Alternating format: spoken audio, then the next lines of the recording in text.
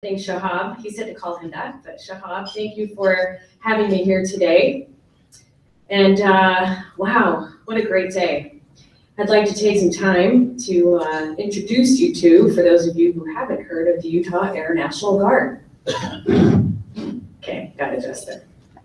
And this year, we happen to be celebrating our 70th anniversary, and we just held a gala Friday night attended by almost 500 airmen and community and state leaders. And it was a fantastic event, and it's always great to celebrate your heritage when you're a military organization. As a matter of fact, Governor Herbert declared November 18th, 2016 as Utah Air National Guard Day, since that was our actual date that we were federally recognized in 1946. So we've had a big year, and it's great to have an opportunity to celebrate our heritage, and great for me to have the opportunity to tell you about my organization, which I am very passionate about and very proud of. Oh, I guess I have to do my own slides. Here we go. All right. I always say next slide in briefing, and somebody always clicks the clicker, and then the slide goes. So, no, it's good. Well, it's kind of funny because we can't often use the wireless clickers. I don't know if somebody thinks they're going to hack our presentations or something, but anyway, I'll just click my own slides. And thank God I put next slide in here so I can remember.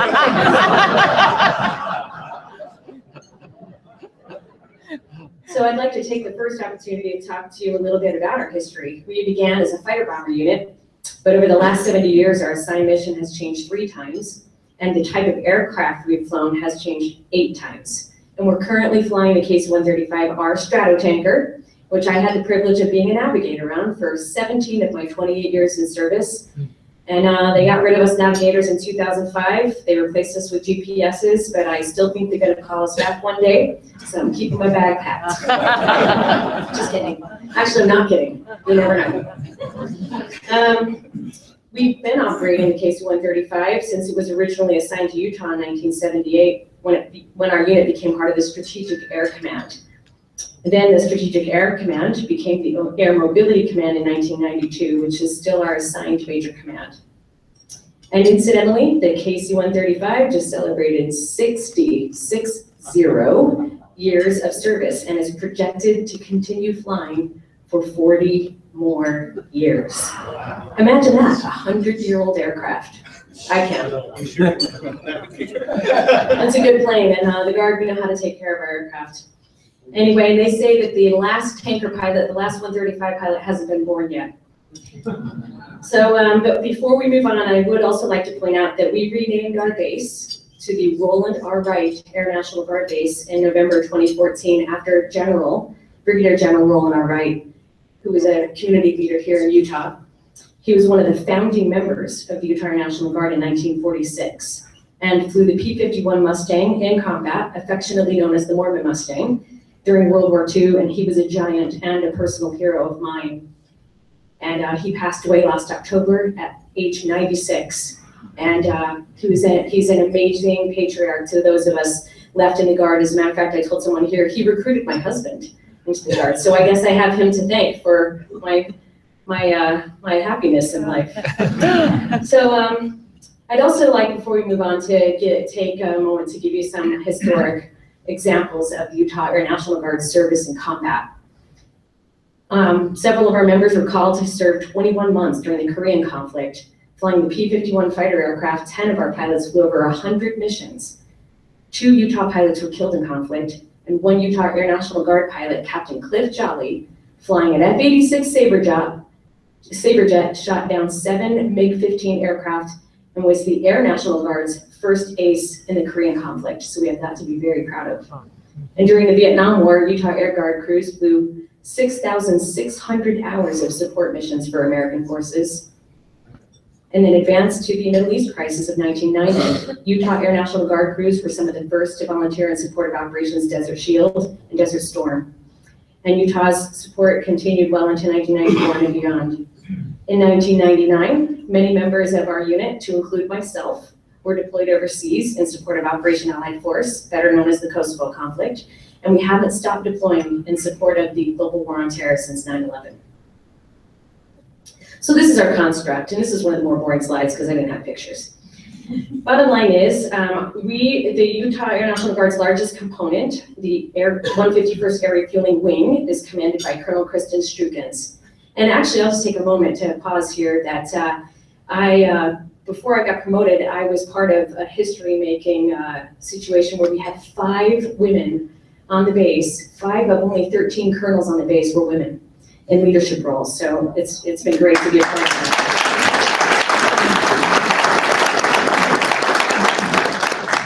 The 151st Air Refueling Wing includes 4 groups and 1 tenant unit who are committed to building excellent organizations. And we recently just reorganized 2 of our tenant units, kind of complicated, the 109th Air Control Squadron and the 130th Engineering Installation Squadron under existing groups.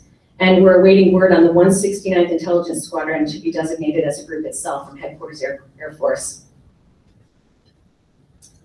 So the unique thing about the National Guard is that we have 2 distinct missions. Our federal mission, which is under authority of the President and is done in what we call Title 10 status, and our state mission, which is under authority of the governor of our state, and what we call Title 32 status. So when our members swear in, they pledge not only to support and defend the Constitution of the United States, but also the state of Utah. And we are so proud to be your community-based militia, and we execute our state mission in many ways that aren't always visible. As a matter of fact, we're constitutionally mandated to oversee and execute the inauguration of our governor. So that's something we're well underway to plans for January. So when I talked about our federal mission, our actual highest priority mission that we have on the federal side that we're assigned to is a nuclear mission. Believe it or not, the KC-135 has a very big part in the nuclear mission of our country. We're tasked with generating our aircraft, employing them in support of nuclear task bomber aircraft, and with post-strike reconstitution of aircraft. And that's all I'm going to say about that. Except that our wing did just receive the highest rating in the country during the current inspection cycle for a nuclear operational readiness inspection this past spring. So sleep well at night, we're prepared.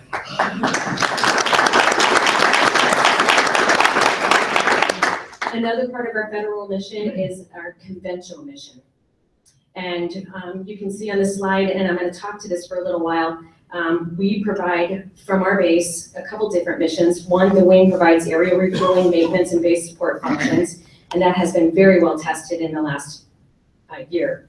And you can see that refueling plane right up there. We've had over 300 members of the wing deployed throughout the world this year, providing not only aerial refueling and maintenance, but base support functions such as security forces, civil engineering, and services around the world. We currently have 1 aircraft and 2 crews deployed overseas right now, and we continue that rotation overseas on a regular basis, so we'll send more folks out before Christmas. So then I can direct you to the, let's see, my left, top left corner, directly across from that refueling plane. That is the mission of the 109th Air Control Squadron. And that's at a deployed site for those folks. Their mission is to basically perform air traffic control type functions in a combat environment. The 109th Air Control Squadron just returned last year from a 6-month deployment. And for the past year, they've been what we call in garrison, where they focused mostly on joint service training and close air support training. They recently supported the premier Air Force Red Flag exercise at Nellis Air Force Base, Nevada, and their year culminated in the largest annual training deployment in the history of the 109th to Northern Strike, which was held in Alpena, Michigan, and they participated in close air support exercises with the Marine Corps and Army, controlling A-10s, F-18s, and F-16s, and it involved more than 140 airmen and with battle management equipment, communications, and radar systems.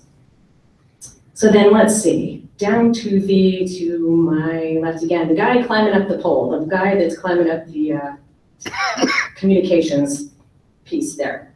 That is our 130th Engineering Installation Squadron. And I'll tell you what, these folks are impressive. They're the cable guys of the Air Force. Simply, their mission is to design and install any and all types of communication infrastructure.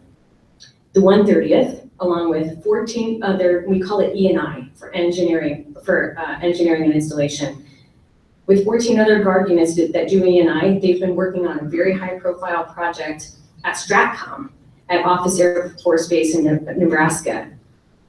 that these groups have been updating all the communications infrastructure for STRATCOM, and this is a multi-year billion-dollar renovation project. So the utilization of organic E&I to perform this project over using contract installation has been calculated as a $200 million savings to our public. Another E&I community endeavor was the relocation of the Joint Space Operations Center at Vandenberg Air Force Base, California. The 130th led the E&I effort and provided the entire leadership package to relocate the communications suite at the Launch Test Range system from an old facility to a new facility.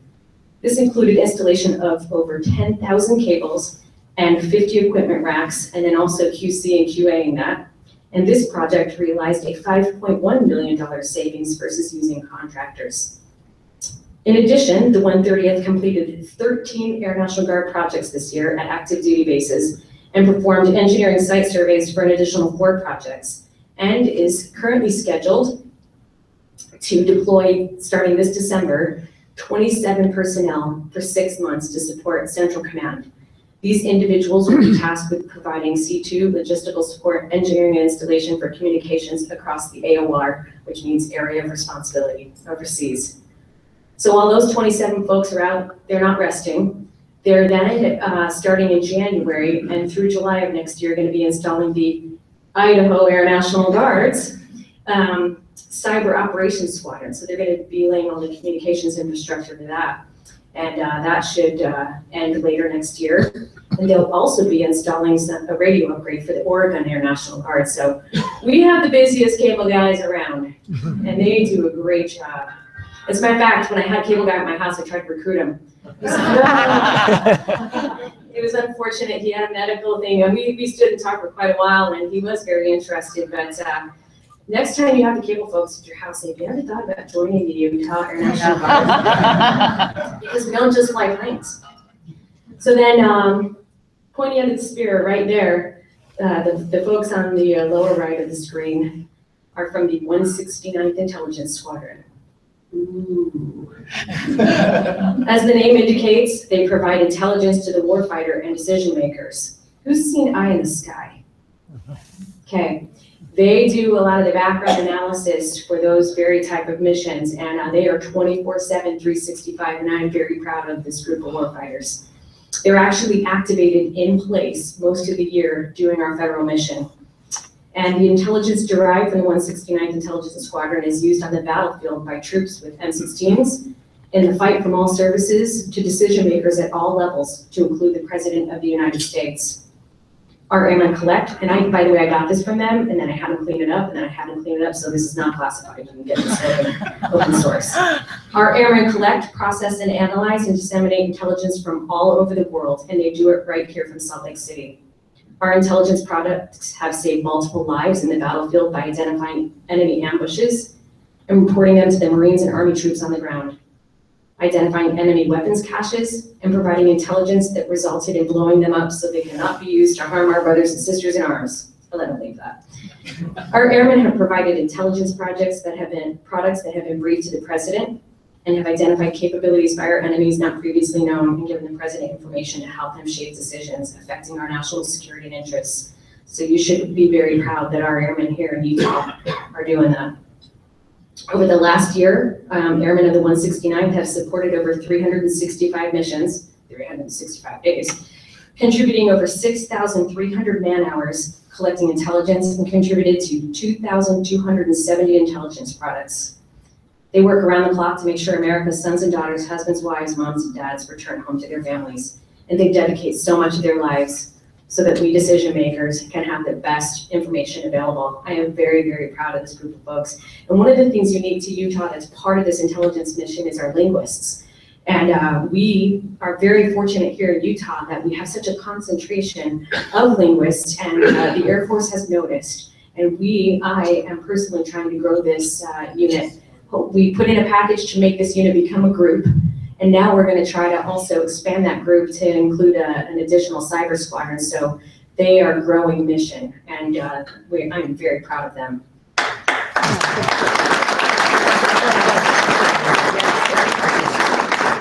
And so finally, like you saw on that, and we'll talk about the domestic mission or the state mission.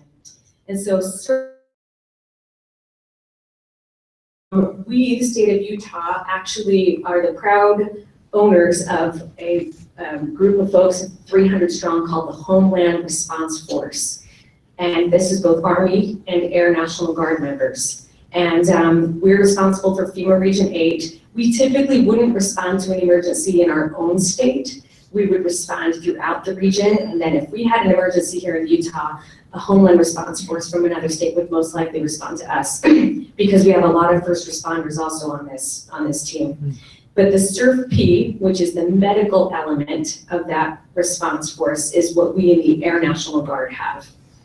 And they would respond to mass casualty events and provide search and extraction, decontamination, medical treatment and stabilization, as well as fatality remains recovery. So this detachment, the SURF-P, is made up of medical folks that are part of our wing. And I just want to give you kind of an example of something they recently did. They held an exercise with the Davis County Sheriff's Office, and it's centered on field casualty care in conjunction with wide area search and rescue operations. These are two mission sets that the National Guard and your local first responders need to work together on during a natural disaster such as an earthquake. So 12 members from Davis County Sheriff's Department came and they worked with some of our medical folks to improve and increase their search and rescue training.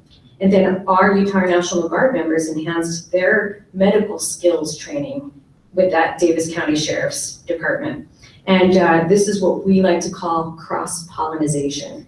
But we are your community force, and these are the things that we are regularly doing to train to be prepared, that if there was an emergency in the state of Utah or in our region or across the country with states that we have emergency management pacts with, that we would be ready anytime. And we're doing these exercises regularly. I mean, I can name 2 exercises we've done, even if they're small scale, within just the last month. So like I said, just know that we're always training and prepared to do our Homeland Mission, just in case of an emergency. And now I would actually like to talk to you about something that's near and dear to my heart, our humanitarian mission, which is one of the most rewarding missions that we do in the Utah National Guard, both Army and Air.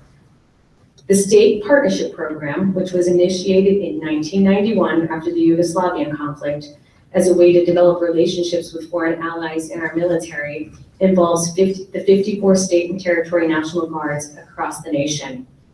And these partnerships are with 70 countries around the world. In 2003, Utah was paired with Morocco, and we feel so fortunate that we were. And as a matter of fact, I've been to Morocco 3 times in the last 6 years as part of our mission, and they love us.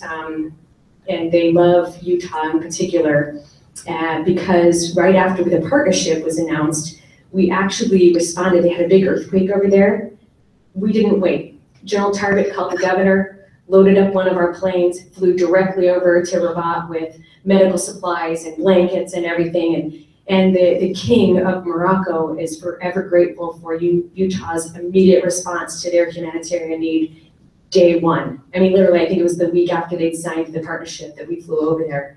And so we're very proud of that. And believe it or not, Morocco was the first country that recognized the independence of the United States. I didn't know that. They're very proud of that. But what I'd like to kind of point out here is that every other year, we hold a large-scale exercise called African Lion. Now, a small part of that exercise is a medical humanitarian piece. So in 2015, I was able to go over and observe and be part of, and that's what the pictures are taken from, a 5-day period where the Utah Army and Air National Guard had 60 medical personnel work side by side with Moroccan and Tunisian counterparts that culminated in a team composition of 130 medical personnel. They visited 5 villages in the vicinity of Tiznit, Morocco, and treated 3,633 patients.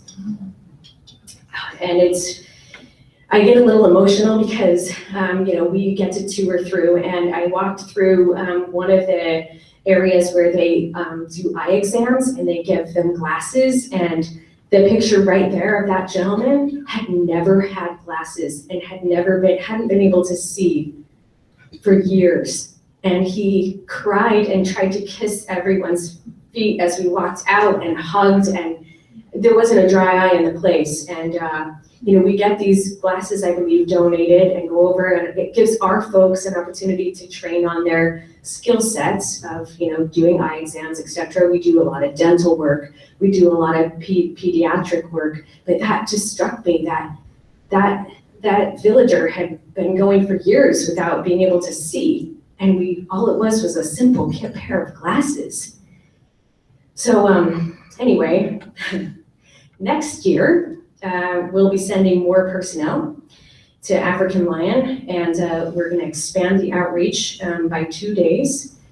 So we'll have 7 days on the ground, and our folks that go over there and come back say it's one of the most rewarding experiences that they get to do as National Guardsmen. And I am so very proud of this state partnership program. So as we approach Veterans Day, next slide, sorry. I would like to personally thank you for your service. The community support that we receive in the National Guard is just outstanding. And I appreciate the support that you all give the military and our veterans. So thank you so much for your time, and I'm very happy to take any questions.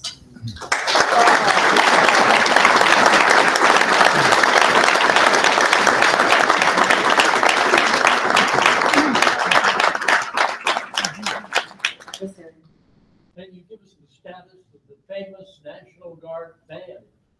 The 23rd Army Band?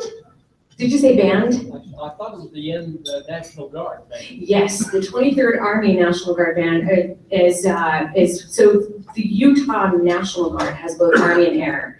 And the Army National Guard, which has armories in, I believe it's up to 17 communities all across Utah, they have a lot of different missions. I actually got to become very familiar with the missions of the Army National Guard here in Utah when I was the HR director. But the 23rd Army Band performs all across the state.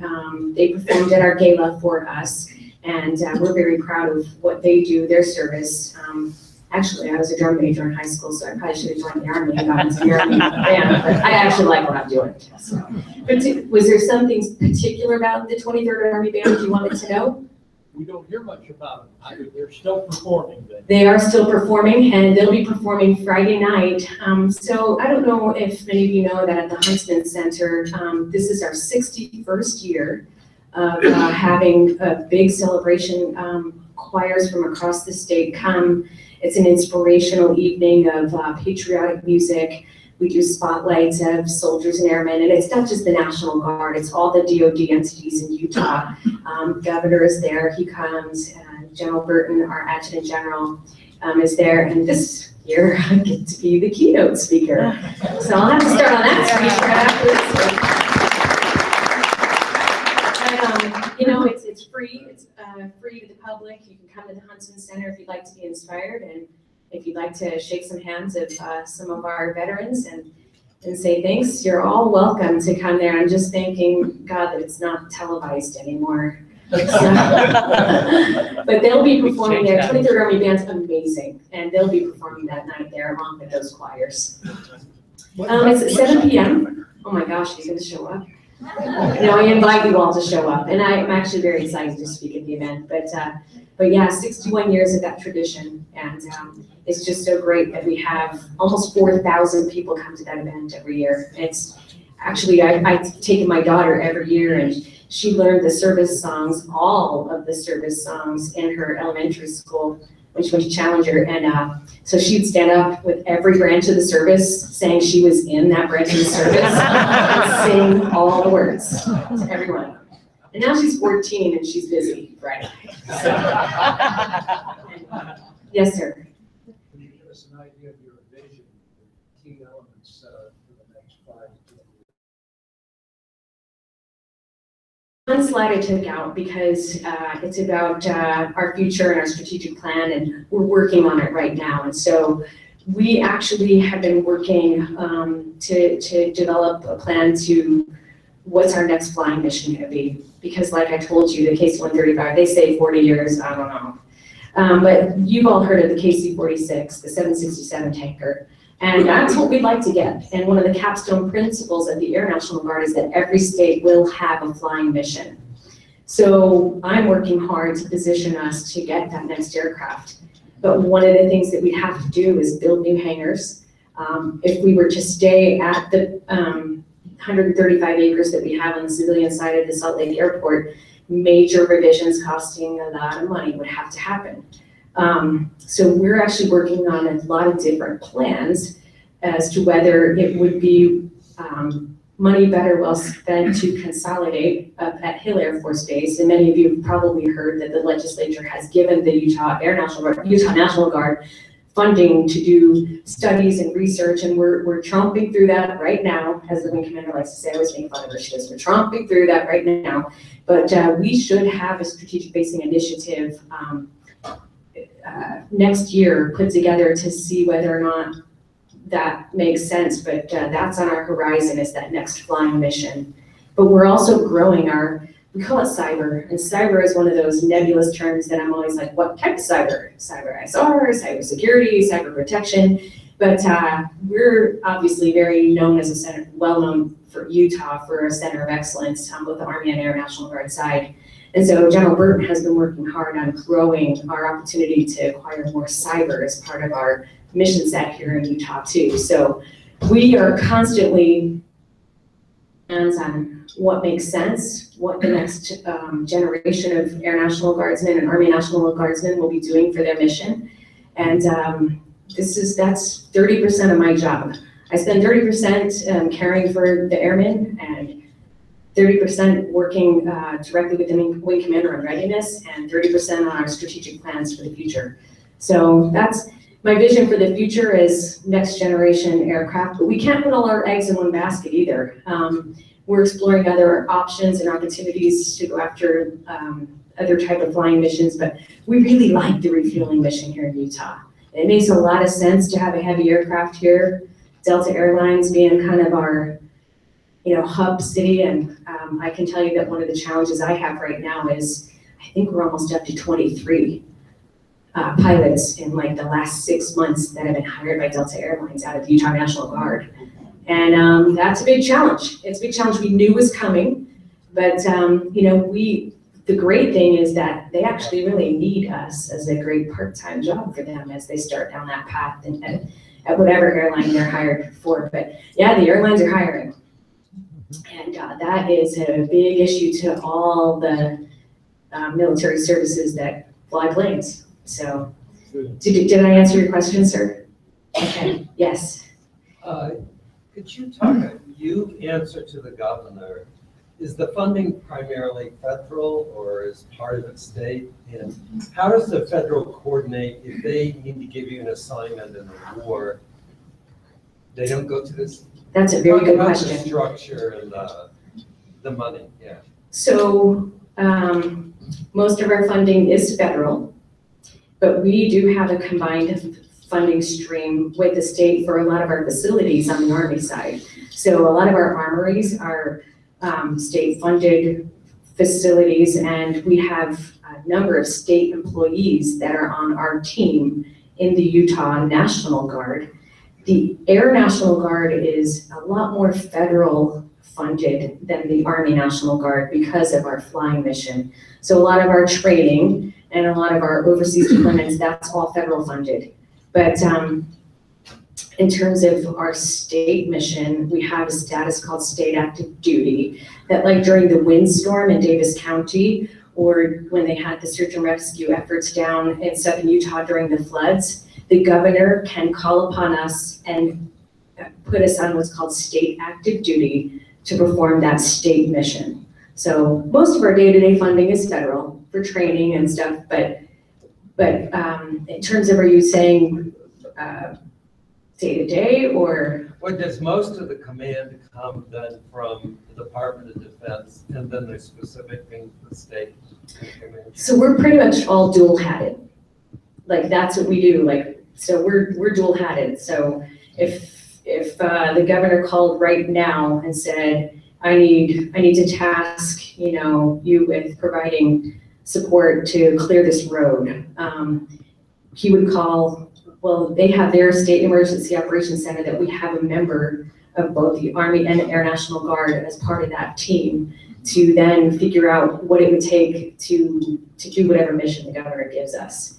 And then essentially we just keep track of the man hours and the equipment and the folks, and then the state comes back in and you actually get input into the state employee system. If you go on state active duty, you get a paycheck from the state. So I don't know if I'm maybe answering, but in terms of our leadership, I guess is your question, General Burton, who is the Major General Burton, who is the Adjutant General and my boss, he is a state employee during the week. His salary is paid for by the state of Utah during the week. But my wing commander, Colonel Kristen Strukens, she's active duty. So she's federal funded in her position in leadership. And I'm a part-timer, I'm a drill status guardsman. So when I come to drill on the weekend, that's federally funded for training. So kind of, it's very complicated, and that dual role is what makes being in the National Guard fantastic and community-based, but for us leaders, especially when a mission kind of crosses over different types of needs for equipment, it's kind of difficult to figure out what status you should be under do certain things. When we do the firefighting, when the helicopters fly and dump the buckets, they're on state active duty for the most part. And so they're being paid for by the state. And if we go do it in California, California reimburses Utah for that. So, did I answer your question? Okay, sort of, yes, sir. Could you give us a sense of how many of your folks are active duty versus reservists versus civilian employees? Okay, I can do that. So, and the term reservist, actually, so we're all part of the reserve component, but we're not the reserves. So the National Guard is not what you think of when you're thinking of the reserves, like at Hill Air Force Base. So of the 1,400 airmen we have, I have 165 that are on active duty all year round. They're designated as active duty, and those are primarily in that 169th Intelligence Squadron. And then also in like our Security Forces Squadron, they're active duty. So they're called AGR, Active Guard Reserve. I have 285 civil servants that wear the uniform, but they're GS employees, and that's what I was for 26 years. So I just retired from civil service in order to take this military position. And then the rest of the guardsmen, approximately 850 or so guardsmen, are traditional guardsmen. So that means they only come out on there 1 weekend a month, 2 weeks a year. And so we, the full-time force, those active guard reservists and civil servants, our job is actually, we run the base, we prepare for that training weekend, and so we're very busy. We're busy folks. Anyone else? Okay.